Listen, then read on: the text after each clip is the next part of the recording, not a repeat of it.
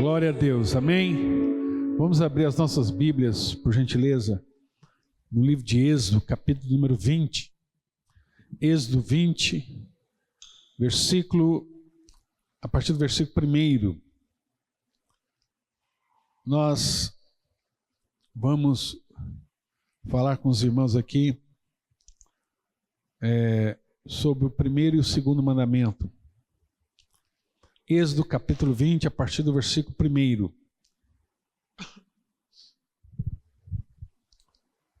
Há muito tempo, né? O mês de julho sempre nós temos a falta de muitos irmãos que viajam e tudo mais. Mas eu acho que nunca tivemos um julho tão forte como esse, né? Mas graças a Deus pela vida dos irmãos que estão aqui. Muitos irmãos estão viajando, não puderam estar.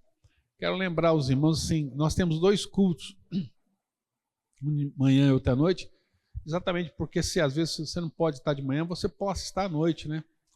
Às vezes o irmão, por alguma razão, não pode estar de manhã e ele pega no culto de manhã não deu, então não vou, essa semana não vou. Não, você tem a oportunidade, o privilégio também de estar à noite conosco. Nós temos 2 cultos exatamente para melhor atender os irmãos, que às vezes não dá para você vir de manhã, às vezes não dá para você vir à noite, então você tem esses 2 privilégios aí, né? O Êxodo 20, é o texto dos 10 mandamentos. E eu quero ler com os irmãos até o versículo número 6. Diz assim o texto: Então Deus falou todas essas palavras. Eu sou o Senhor, presta atenção, seu Deus, que tirei da terra do Egito, da casa da servidão. E o versículo 3, talvez esse aqui seja o versículo mais importante de toda a Bíblia. E eu vou mostrar para você por quê. Porque o versículo 3, ele fala de um mandamento que ele é a base para todos os outros mandamentos. Você não vai quebrar nenhum outro mandamento sem que primeiro quebre esse. E ele diz: não tenha outros deuses diante de mim. Olha só o que Deus está dizendo: não tenha outros deuses diante de mim. E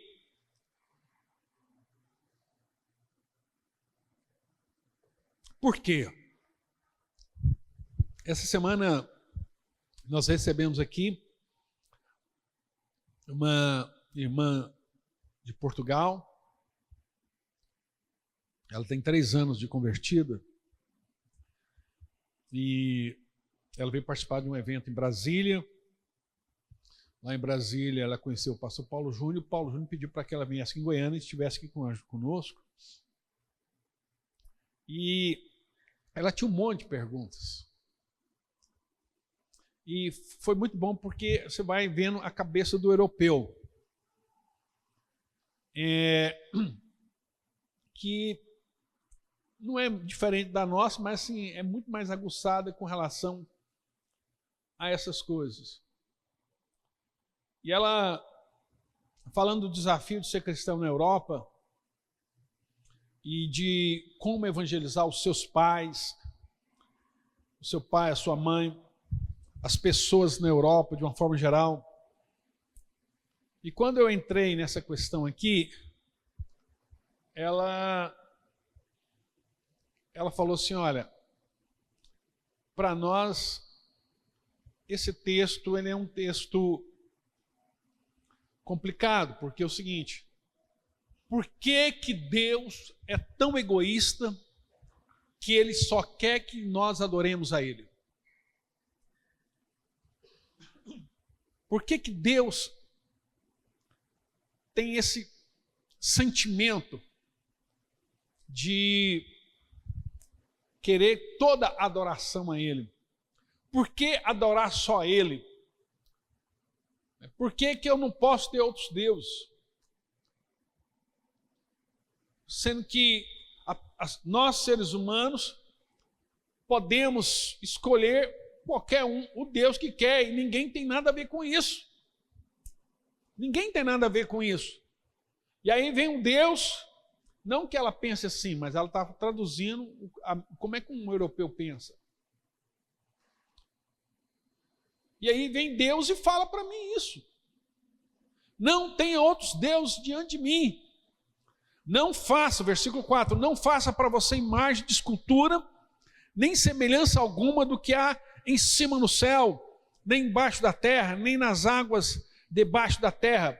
Esse segundo mandamento, na verdade, é uma continuação do primeiro mandamento. Não adore essas coisas. Não preste cultos a elas. Porque eu, o Senhor, sou Deus zeloso. Outra tradução diz ciumento. Eu sou um Deus ciumento. E eu vou explicar o que quer dizer, mas talvez ciúme não é pecado, pastor? Ok, guarda aí. Pois eu sou um Deus zeloso que visita a iniquidade dos pais nos filhos até a terceira e quarta geração daqueles que me odeiam. Mas faço misericórdia até 1000 gerações daqueles que me amam e guardam os meus mandamentos. Então, por que Deus exige adoração somente a Ele? Em primeiro lugar, porque só Ele é Deus. Não existe outro Deus. Não há outro Deus. Todos os demais, aqueles que são chamados de Deus, na verdade não são deuses. São obra da invenção da mente humana. O homem inventou isso. São criação humana. E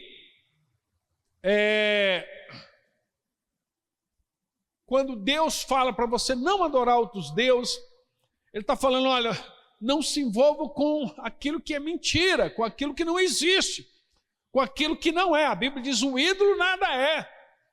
Todos os deuses que são chamados deuses na humanidade, todos eles são invenções humanas. Invenções que nascem da carência do estômago das pessoas, da necessidade. Um Deus que eu mesmo crio segundo a minha vontade. E por que os homens têm essa tendência idólatra de criar deuses? Porque o ser humano tem um problema com Deus. Ele tem um problema com Deus. Isso foi revelado lá no Éden e permanece até hoje. Né? E com o advento do humanismo, esse sentimento ele deu uma exacerbada, ele cresceu muito. Porque todo mundo quer um Deus. Todas as pessoas, em todas as épocas, em nações, o ser humano é um ser adorador, ele depende, ele quer um Deus. Então nunca se encontrou na face da terra uma civilização que não adorasse a um Deus. Todas as civilizações tinham um Deus para adorar. O homem, ele é um adorador por essência. Mesmo aquele que diz que não crê em Deus, que não adora a Deus, ele tem um ídolo no coração, tem algo que ele adora a fama, ele adora o sucesso, ele adora um estilo de vida, ele adora alguma coisa. Todo mundo adora alguma coisa, todo mundo serve a alguma coisa. O poder, a fama, né, a glória, o seu estilo de vida. Todas as pessoas adoram alguma coisa. Então o que é idolatria? É edificar a vida em qualquer coisa, mesmo que essa coisa seja algo bom, mais do que em Deus. É eu fundamentar minha vida naquilo que não é Deus. E aí tem gente o quê? A vida dele é fundamentada no dinheiro, outro na fama, outros em seguidores. Eu nem não sabia, mas você pode comprar seguidores para te seguir nas redes sociais. Você compra seguidores. Você vende seguidores, pessoas que edificam a sua vida no egoísmo. O egoísmo. E o egoísmo é ali a mãe do feminicídio, né? Por que aquelas pessoas matam? Tipo assim, se você não vai ser minha, você não vai ser de ninguém. E gera aí os stalkers, né? Os seguidores. Pessoas que causam tanto mal. São pessoas que adoram deuses que ela mesma criou. A vida dela está fundamentada nisso. Por isso que essas pessoas matam, suicidam. Tipo assim, isso aqui é a minha vida. Isso aqui é a minha plataforma. A minha existência está fundamentada nisso. Então, se não for para ter isso, então não vale a pena viver. Então eu vou lá, se minha mulher me deixou, ou está adulterando, eu vou lá, mato a minha mulher e depois suicido, ou vice-versa. Ou mato também o filho, né? Tem cara que mata os filhos. Então, todas essas coisas são ídolos, são expressões de adoração. Então, quando Deus escreveu esse versículo aqui, presta atenção, nunca, não havia no mundo, na humanidade, nenhum povo que adorava só um Deus. Todos os povos da terra adoram, cultuam dezenas de deuses. Interessante que todos eles têm uma coisa em comum. Todos eles falam de uma carência humana. Todos eles são deuses de luxúria, de ganância, de violência, de guerra, de crueldade, de perversão. Deuses que destroem a vida, da sensualidade. Então, você tem divindades que promovem a sensualidade em todos os povos pagãos. Os romanos adoravam Vênus, a deusa do sexo. Os gregos, Artemis, né? Todos eles, todos os povos tinham seus próprios deuses, né? O deus da bebida, o deus da guerra, o deus da natureza, do trovão. Então você vai ver isso nas religiões afros, você vai ver isso nas religiões nórdicas, nos povos germânicos, nos romanos, nos gregos. Todos eles aqui na América Latina, os Incas, né, que adorava o sol, e o engraçado, como o sol é adorado nas civilizações do mundo inteiro. Como o sol, né? A bandeira argentina, por exemplo, tem um sol que fala ali do deus dos Incas, que pegou o norte da Argentina, o Machu Picchu, toda aquela região ali no Peru, Então, os povos sempre tiveram uma paixão e adoração ao sol. Então, todas as formas de adoração, tudo que a Bíblia fala que isso causa mal para nós. Por quê, irmão? Porque essas coisas roubam a glória de Deus. Você serve uma ambição humana, você se contamina, isso gera para você um mal, né? Isso faz com que você se transforme naquilo que você adora. Então isso vai trazendo uma série de males para nós, de frustrações, porque esses deuses não são deuses e não pode te dar o que você espera deles. Então, isso é um vício, como as drogas, como a pornografia, como a pedofilia. Tudo isso é viciante. E essas pessoas tentam tirar de si, eximir de si a culpa, né? A idolatria, ela gera no ser humano melancolia. A melancolia é um fruto amargo da idolatria, que resulta em decepção, na adoração a falsos deuses, que nunca cumprem o que prometem, né? Então, todas essas formas de adoração, todas essas expressões roubam a glória de Deus. Por isso que Deus, querendo o nosso bem, querendo o nosso cuidado, é como um pai que chega para o filho e fala: filho, não envolva com drogas. Filho, não põe o dedo naquela tomada. Não envolva com imoralidade, né, com bebida alcoólica. é um pai tentando proteger um filho, porque aquilo vai gerar uma desgraça na sua vida. Por que Deus não quer que eu adore os ídolos? Porque, primeiro, como eu disse, os ídolos não existem, e quando eu me envolvo com aquilo, eu me transformo naquilo que eu adoro, eu começo a expressar aquilo que eu adoro, e eu vou me tornando naquilo, como diz o Salmo 115. O Salmo 115 dá para nós uma explicação, né? Joga para nós aí, Guilherme, o Salmo 115. Olha só, vamos ler rapidamente, só para você ter uma noção. Né? Não a nós, Senhor, não a nós, mas ao teu nome dá glória, por amor da tua misericórdia e da tua fidelidade. Porque diriam as nações, onde está o Deus deles? Porque esse era o problema de Israel. Todas as nações tinham imagens, esculturas do Deus que eles adoravam, mas Israel não tinha.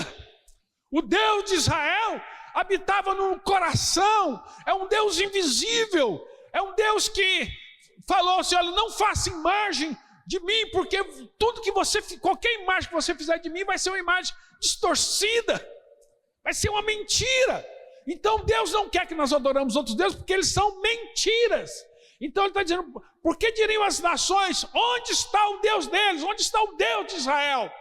Versículo 3, o nosso Deus está no céu e faz tudo como lhe agrada. Esse é o problema do nosso Deus. Esse é o problema do nosso Deus. Porque toda a humanidade quer um Deus todo-poderoso. Ninguém tem problema quando nós falamos, Deus é todo-poderoso.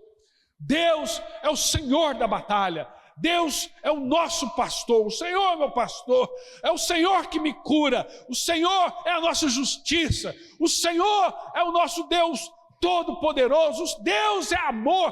Todo mundo, não, eu quero esse Deus, todo mundo é apaixonado nesses atributos de Deus, mas há um atributo de Deus que causa um problemão. Qual que é? A soberania de Deus. Porque eu não quero um Deus soberano. Eu não quero um Deus que manda em mim, que fala o que eu tenho que fazer. Eu quero o meu livre-arbítrio. E as pessoas falam, eu sou livre, eu quero o meu livre-arbítrio. Né? E tem até cristão que fala disso, né? Porque eu sou livre, porque Jesus me morreu para mim para que eu fosse livre. Não! Livre para você andar no pecado. Porque o cristianismo é claro, se alguém quiser vir após mim, negue-se a si mesmo. Acabou, irmão. Acabou. Quem quiser vir após mim, a primeira condição é negue-se a si mesmo. Tome a sua cruz e siga. Quem não é por mim, é contra mim. A Bíblia fala assim, os teus caminhos não são os meus caminhos, os teus pensamentos não são os pensamentos. Então a primeira coisa, irmão, Deus não nos salvou para que nós fôssemos donos de nós mesmos, mas nos salvou para que nós fôssemos escravos dele, né? Filhos dele, andássemos segundo a vontade dele, para que nós pudéssemos servi-lo em amor. Somos livres para fazer isso, então nós temos que renunciar toda a nossa vontade, todo o nosso querer. Andar no Espírito é renunciar toda a vontade humana, todos os seus desejos, todas as suas paixões, e se submeter. Só que numa cultura humanista, isso é um absurdo. É um absurdo. As pessoas... E qual que é o problema de todo pecado no mundo? A idolatria. Qual que é o problema de todo pecado no mundo? Idolatria. Qual que é o problema do adultério? Idolatria. É a quebra do primeiro mandamento. É quando eu... Por que é idolatria? Eu vou te explicar para você. Porque quando eu deixo de adorar a Deus, eu vou adorar outra coisa. E isso é a idolatria.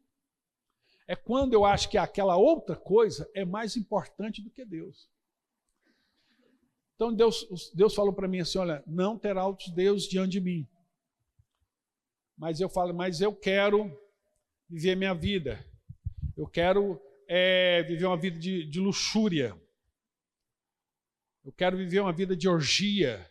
Eu quero viver uma vida de pecado. Quem é o meu Deus? A quem eu cultuo?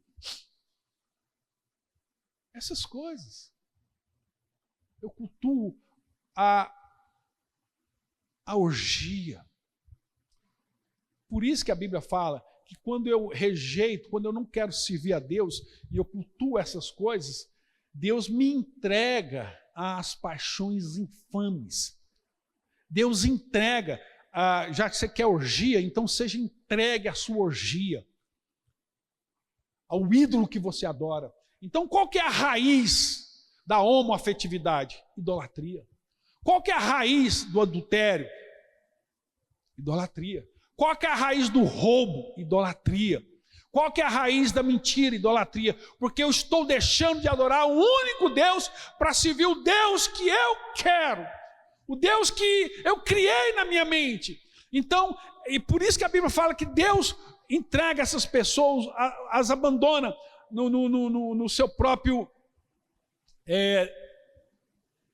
pecado, né? Todas essas pessoas. Então, quando a Bíblia fala que Deus é um Deus zeloso, Deus é como um pai. Você não é zeloso com seu filho? Você não protege seu filho? Você não cuida do seu filho? Isso que é o sentido da palavra, ciúme. Você guardar de você. Deus tem ciúme de nós, no sentido de nos guardar de todas essas coisas, de guardar de quê? Da idolatria, né? Então, o ciúme divino é um aspecto essencial do amor divino. É justamente porque Deus deseja o nosso bem que Ele odeia que nós nos machuquemos com a idolatria. A luta de Deus contra os deuses é no fim para o nosso próprio bem, como também para a glória dEle. Esse é o fato que realça ainda mais, porque a idolatria é um pecado tão fundamental na Bíblia. Não é só o fato que a idolatria rouba a glória de Deus, mas ela também frustra o amor de Deus. Você nunca vai sentir que Deus é amor, que Deus te ama, porque você está envolvido com outras coisas. O amor supremo que busca o bem de toda a criação divina. A idolatria, portanto, contradiz a própria essência, ou seja, a própria divindade de Deus, que Deus é amor. Então, por isso que Deus cuida de nós nesse sentido. E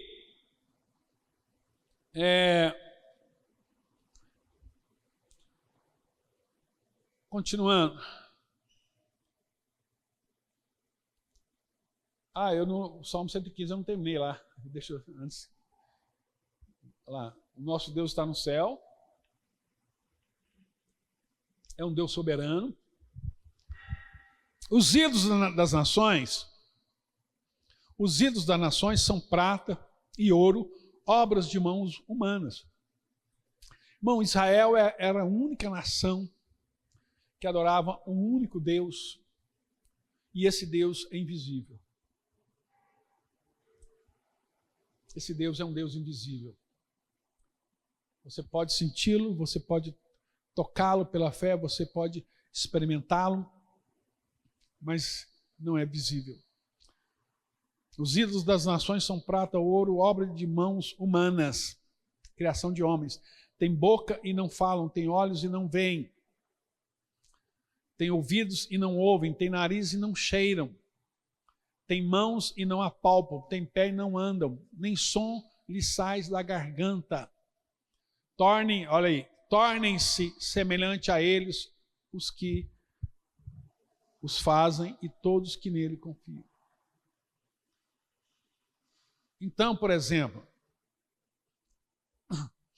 vamos pegar a adoração a Vênus, Afrodite, Artemis, que é a deusa do sexo. É uma mulher, né? E a Bíblia está falando, se você quiser envolver com todo tipo de lascívia, vai ser isso que vai reinar a sua vida, vai dominar a sua vida. Porque você vai se tornar nisso, você só vai pensar nisso, você vai viver em função disso. Lá em Deuteronômio capítulo 4, versículo de número 15 e 19, tem um texto que eu quero meditar com vocês.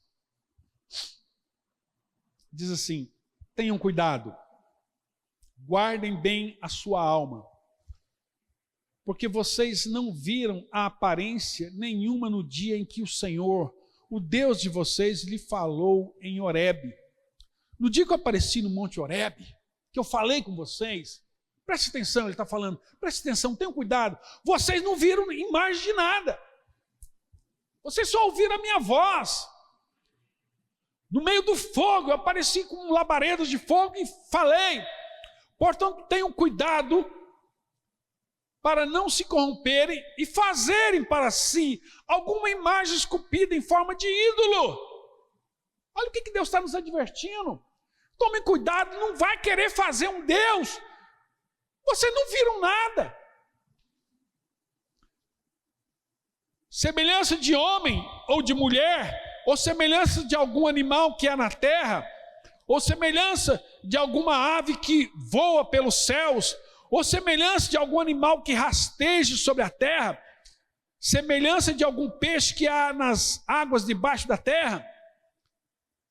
Quando levantarem os olhos para os céus, olha só, eu quero falar porque isso tem muito a ver com a nossa língua portuguesa, eu vou explicar para vocês. Quando levantarem os olhos para o céu e virem o sol, a lua e as estrelas, a saber, todo o exército dos céus, cuidem para que vocês não sejam seduzidos a inclinar-se diante deles e prestar culto a essas coisas que o Senhor, seu Deus, repartiu a todos os povos debaixo do céu. Cuidado para você não adorar o sol, a lua, os planetas, porque foi coisa que eu criei, que eu coloquei ali para todas as nações, e você achar que isso é Deus. Deus nos advertindo de algo, milhares de anos, e você vai ver, os egípcios já adoravam o sol, vários povos e outros vão adorar.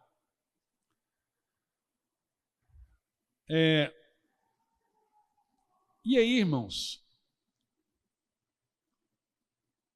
eu quero falar com os irmãos aqui sobre essa questão de adoração aos astros. Porque sempre nos povos antigos se adorou a esses deuses.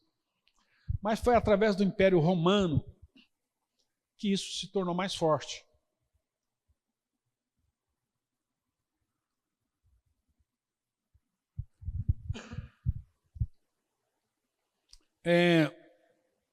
O Império Romano dividiu os dias da semana em 7 dias,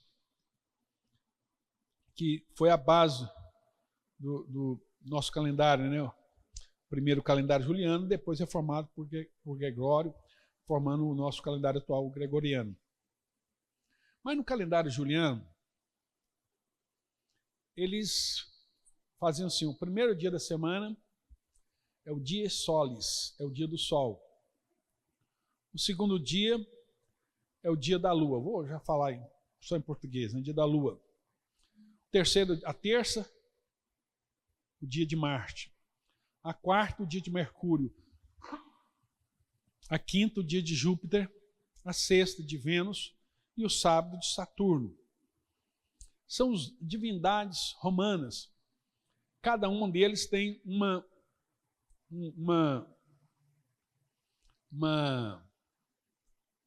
um porquê que eles adoravam isso, né? E o calendário, quando o rei Constantino assumiu, o rei Constantino mudou 2 dias. Ele tirou o dia de adoração ao sol, o dia solis, e colocou como domingo, ou dominica, que quer dizer dia do Senhor. Constantino fez isso. Tirou o dia do sol e colocou dia do Senhor. E o sábado, por influência dos cristãos, Constantino fez isso, ele tirou então de adoração a Saturno, o deus do tempo, e colocou Sabatum, da palavra Shabat, sábado, descanso do hebraico. Então Constantino mudou 2 dias na semana no Império Romano. O dia de sábado, que era chamado de Saturno, ele mudou para Shabat. E do dia do sol, ele mudou para domingo, dia do Senhor. Isso influenciou todo o Império Romano, inclusive os povos nórdicos e germânicos, e que consta até hoje nas línguas. Por exemplo, antes de Constantino mudar esses dias, os povos já haviam copiado do Império Romano esses dias. Então, os nórdicos e os germânicos, eles... Não, antes de eu falar dele, deixa eu falar dos latinos, né, que é a Espanha, Portugal, a França, que são os povos de línguas latina, né? Eles,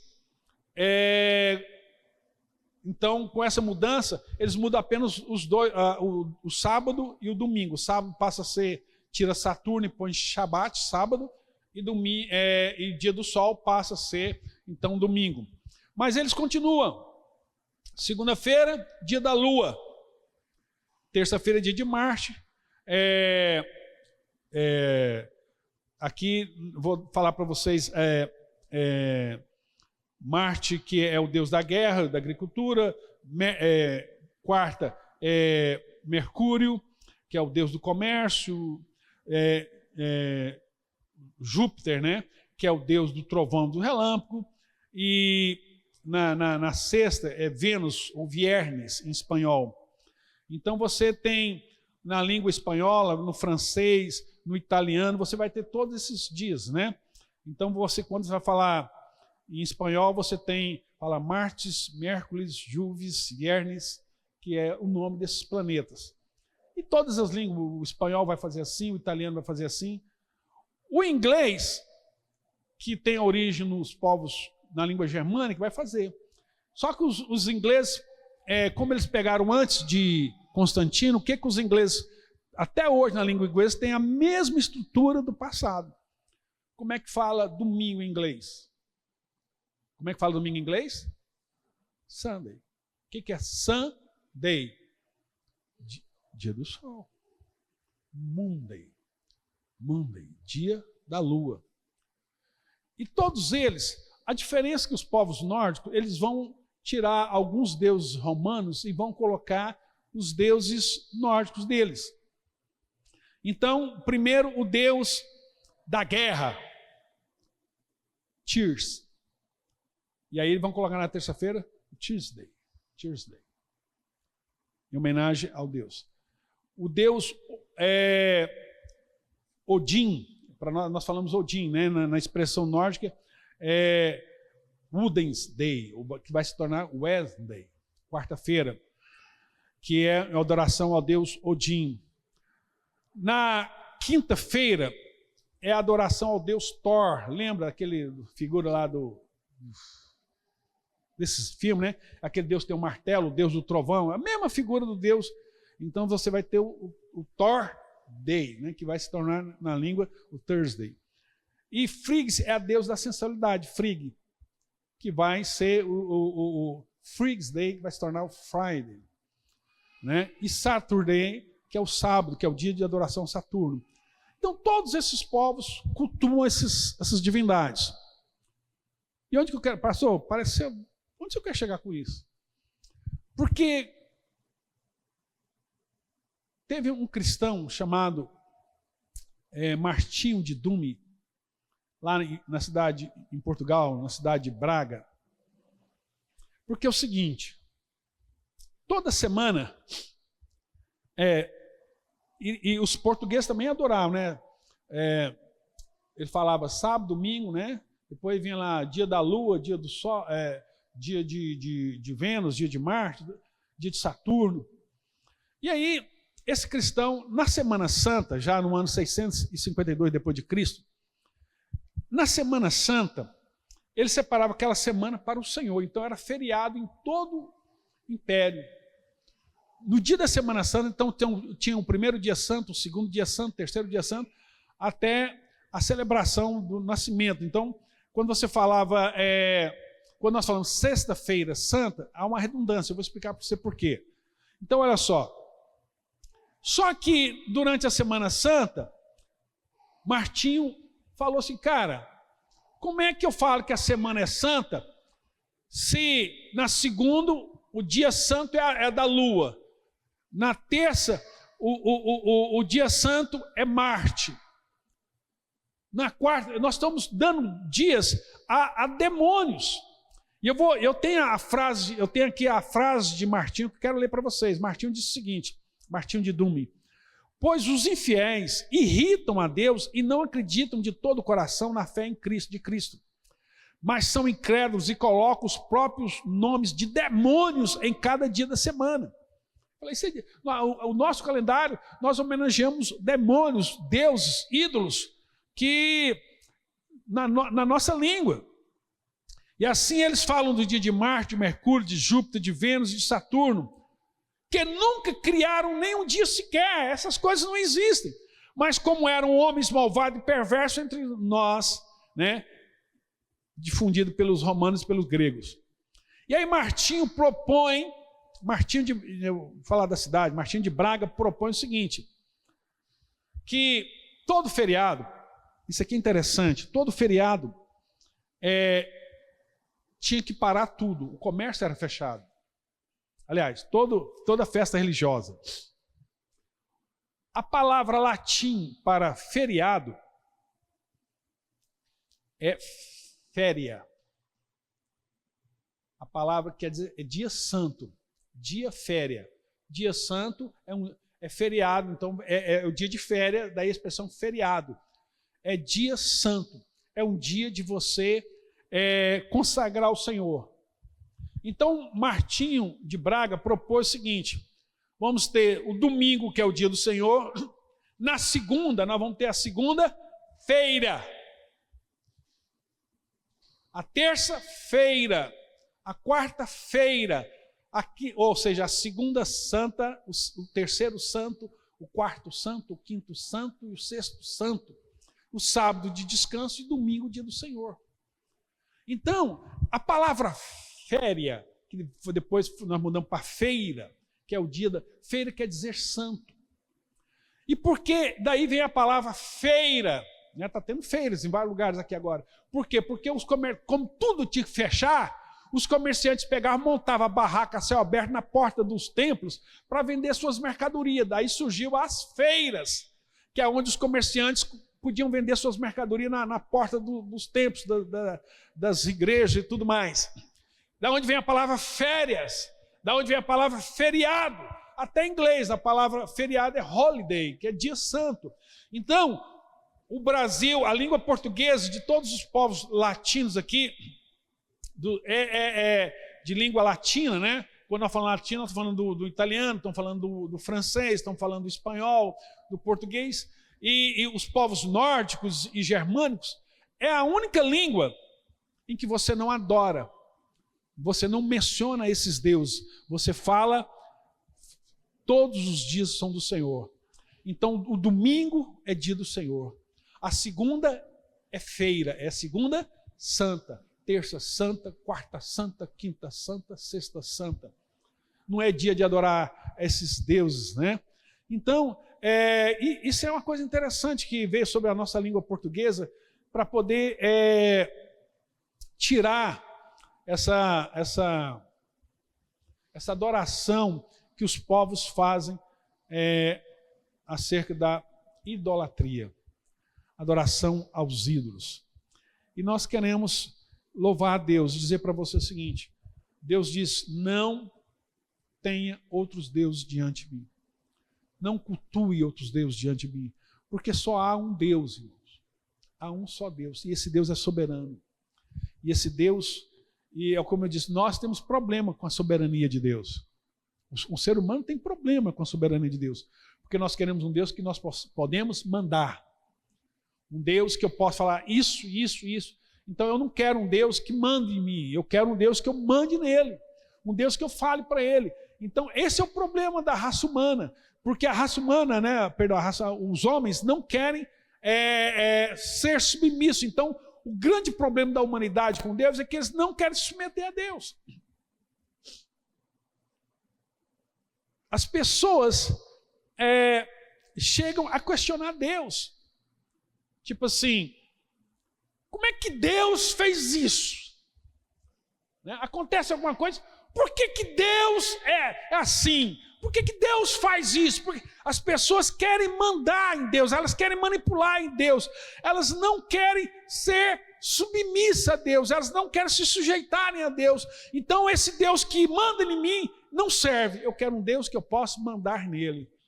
Um Deus que não seja todo poderoso, igual o gênio da lâmpada. Ele é todo poderoso e eu mando nele. Eu quero um Deus igual o Deus de Aladim, né? Um Deus que eu possa manipular. E eu quero dizer para você,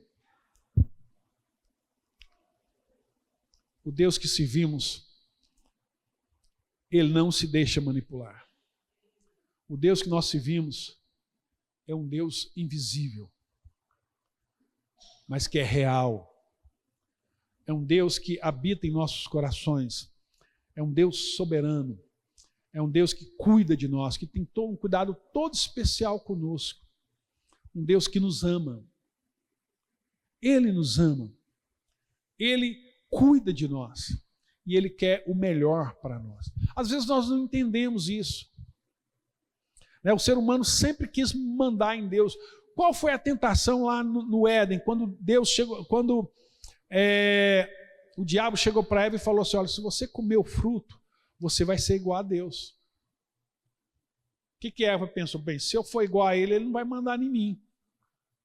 Se eu for igual a ele, vai ser dois iguais. Acabou. Então hoje, até hoje, o que as pessoas querem? O poder de manipular Deus. O poder de mandar em Deus. De dizer assim: olha, você é dono da sua vida. Se algo te dá prazer, faça. Se algo te faz feliz, faça. Não existe pecado. Não existe pecado. Se isso você acha que é bom, é bom. Porque agora você pode determinar o que é bom e o que é ruim. O que você pode fazer ou não. Isso é a essência da idolatria. E isso vai nos machucar. Isso vai nos ferir. E eu encerro. E eu quero encerrar com vocês lendo Romanos capítulo de número 1. Carta de Paulo aos Romanos, capítulo número 1.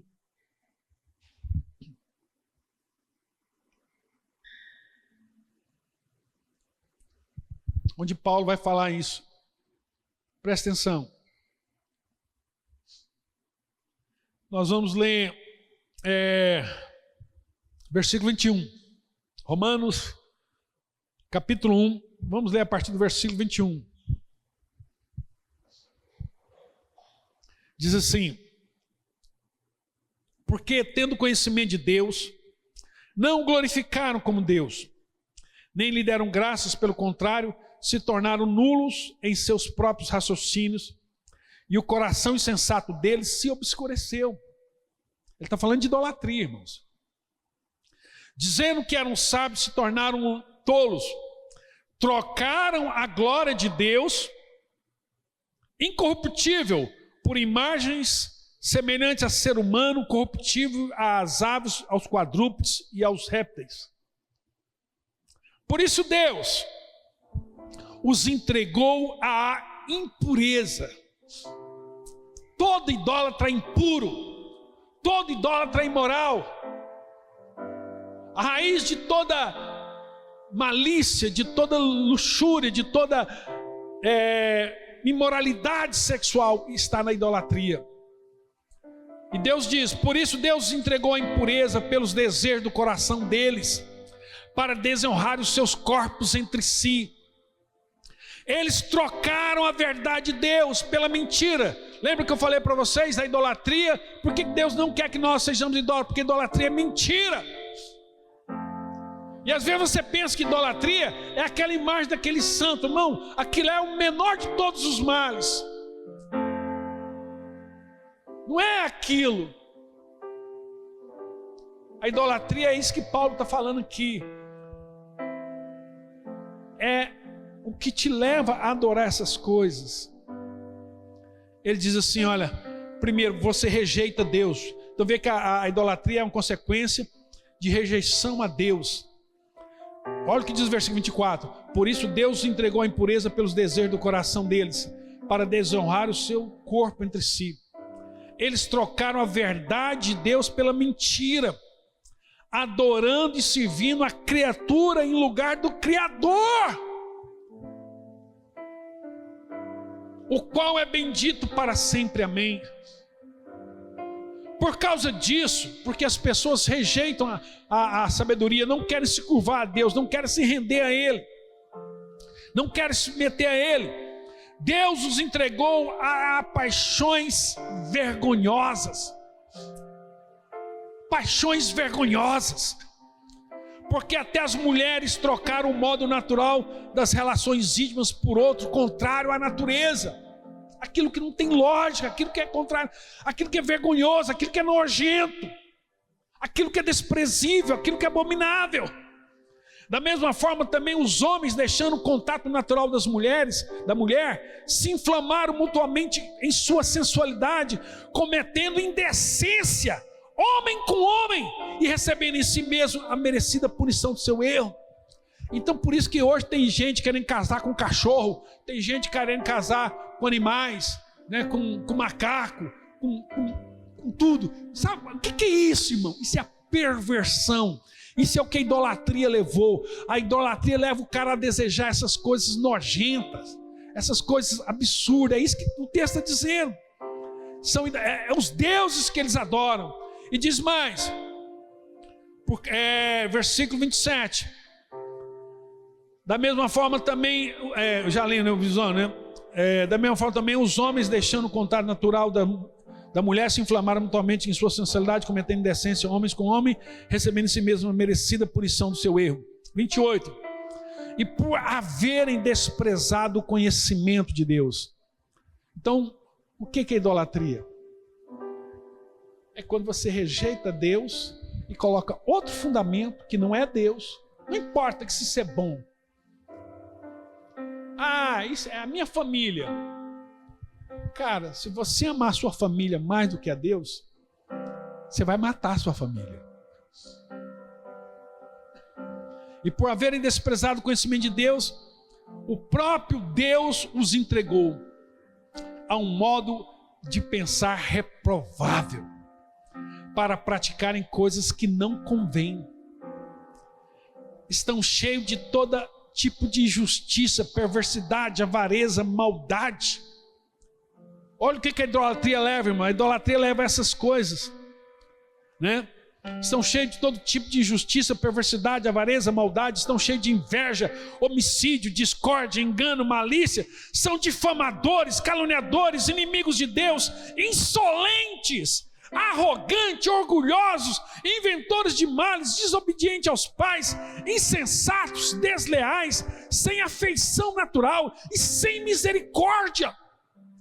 Embora conheça a sentença de Deus, que os que praticam tais coisas são passíveis de morte, eles não somente as fazem, mas também aprovam os que a praticam,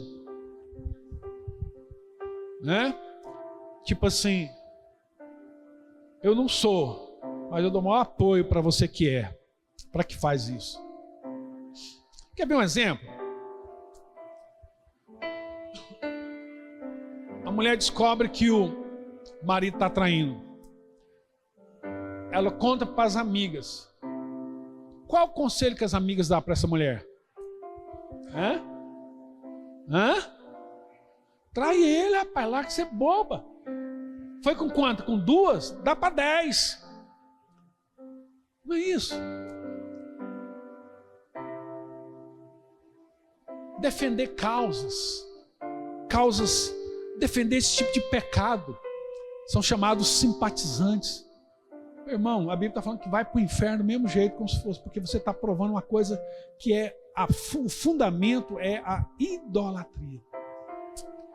Você quer ver um europeu pular longe, é falar que isso leva para o inferno. Eu vi essa semana. Como que para eles... Mas pastor, isso... se eu falar isso, eu estou ofendendo. Se eu falar assim, olha, você vai para o inferno. Meu irmão, mas é o único medo dele chegar. Por que ele não quer? Ele quer as benécias. É igual o camarada o casal que não são casados. Eles vão morar junto. O rapaz chega para a moça, eu vou pegar basear uma história em fatos reais, né? Um caso que eu vi. O rapaz chega para a moça e fala assim, olha, você paga aluguel, eu pago aluguel. Você tem que cozinhar, eu tenho que cozinhar. Você tem que limpar a casa, eu tenho que limpar a casa. Vamos dividir as funções, vamos morar junto. Que aí nós compartilhamos essas coisas. A despesa cai, prospera. E eu falei para a moça, mas você, sabendo que ela já tinha aceitado, eu falei assim, mas já aceitou. Mas eu falei assim, mas você não aceitou uma proposta diabólica dessa, aceitou? Porque esse cara não te ama, esse cara quer te usar. Você está vendo que ele quer te usar? Porque se esse cara te amasse, ele ia chegar para você e falar assim, olha, desde o dia que eu te vi, me apaixonei por você. Não consigo pensar em outra pessoa. Eu quero que você seja a mulher da minha vida por todos os dias da minha vida. Quer casar comigo? Um homem faz assim. Um irresponsável, um moleque, um safado, um sem vergonha. Eu já sabia que ela tinha aceitado. Um safado, um sem vergonha faz isso.